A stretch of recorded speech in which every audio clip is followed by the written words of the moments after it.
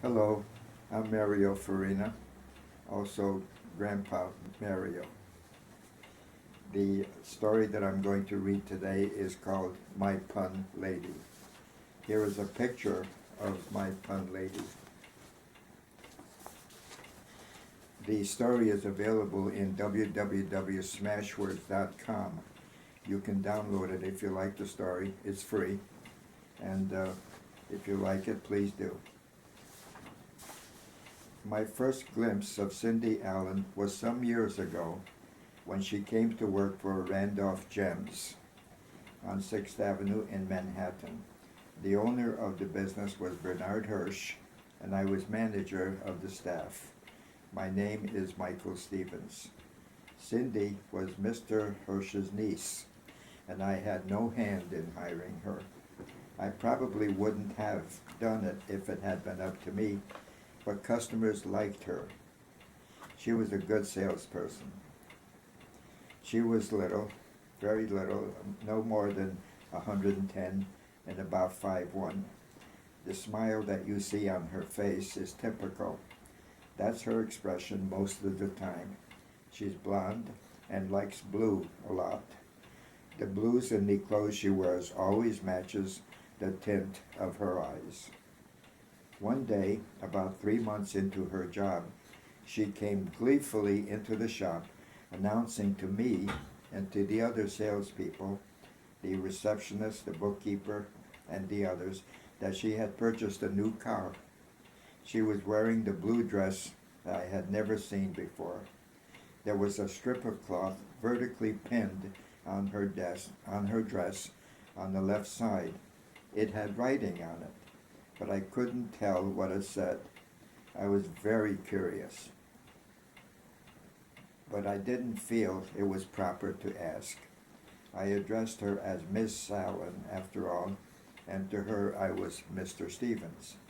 Finally, I couldn't stand it any longer and waited until she had finished with a customer. I ambled to her where she was standing next to a showcase and said, "Miss Allen, you have a strip of cloth on the side of your dress. Customers glance at it and smile. Then you have a little chat with them, and they usually buy something. May I ask you, would you mind telling me what's on it?" "Oh, not at all, Mr. Allen. You know, I just bought a new car over the weekend, and I informed my insurance company about it. They were very pleased for me and gave the little strip that you see." She turned so that I could see the strip, and in large letters it said, "Nationwide." I was mulling over what this meant when she added, "You can see I've got Nationwide on my side." I couldn't help but laugh. "That's a visual pun," I remarked. "I love puns." "I know you do," she said. "I do too." "I see it's helping you make sales," I said. "It's a great icebreaker. Continue to use it whenever you want to." "Thank you, Mr. Stevens," she responded. "And speaking of breaking the ice," I continue, "we've worked together now for several months. My name is Michael, and my nickname is Mike. Please call me Mike, and I'll call you Cindy. Would that be okay?" "I would like that," she said. From that point, I had a warmer feeling toward Cindy. She had stopped being simply an employee, but more of a friend. On the following morning, the first thing she did when she came in and was sitting in the office, she said, "Mike, here is something visual you might like." "I can't wait," I said. Cindy began intermingling the fingers on both hands, in and out they went, like this.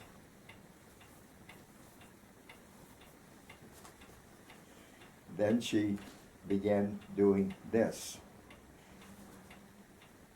Bong, bong, bong. She kept hitting the knuckles of her hands and saying, "Bong, bong." "What am I doing?" she asked. Dumbfounded, I told her I had no idea. "I'm wringing my hands," she said. I laughed. "Cindy, Cindy, Cindy," I said, "now that you have set my mood for the day, Please, let us both get to work. Yes, sir, she said with mock courtesy, and smiling broadly, walked into the showroom. It wasn't long before she had dreamed up something new. First thing, on a Monday morning, she came into the office wearing only one shoe and holding the other one in her hand. Look, she said, and she let the shoe she had been carrying fall to the floor. She leaned down, removed her other shoe, and holding it in her hand, stood as if at attention, saying nothing. I stared at her, greatly puzzled. This is the other shoe.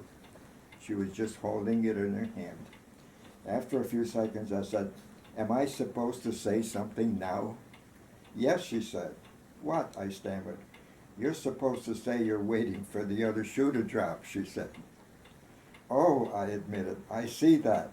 I'll try to do better next time." We both chuckled as she turned and left the office. I began looking forward to the following Monday. I knew she had something else in mind and would show it to me early on. I was right. Cindy walked into the office as she had done the previous week, and she was holding the other shoe in her hand. The shoe again. "What am I doing?" she asked. She switched the shoe from her right hand to her left, then began tapping its toe, saying, "Beep, beep, beep, beep, beep, beep." "What am I doing?" she asked. "I have no idea," I said. She repeated what she had done. "Beep, beep, beep, beep, beep, beep. I have no idea. Tell me." This is my shoehorn, of course," she said. This time I did not have to ask. She hurriedly turned and scampered out of the room, leaving me laughing. Later that day, I asked Cindy to come into the office. "I have one for you," I said. She smiled with her entire face. "A visual pun?" she asked. "Yes," I said. I took a pen from my pocket and began doing something with it. "Yes," I said. "Look." I took a pen from the desk and began putting tiny little marks on the ends of my left thumb. "What are you doing to your thumb?" she asked with some degree of alarm. I did not answer, but began writing tiny numbers under each of the marks. 1, 2, 3, 4, 5, 6. This is what I was doing.